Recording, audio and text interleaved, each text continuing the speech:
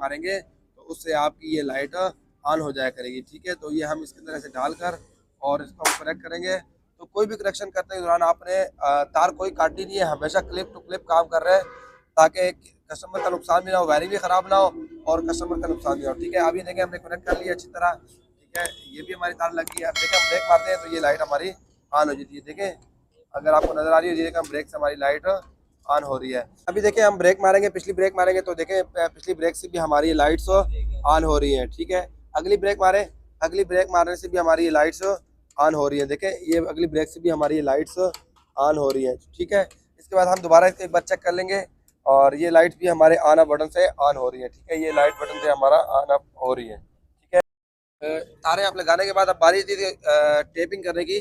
तो टेप आपने हमेशा किस तरह करनी है, हमारे भाई क्या करते हैं ऐसे जो है ना मुंह से टेप काटते हैं। तो टेप अपने मुंह से नहीं काटनी, आप अगर कैंची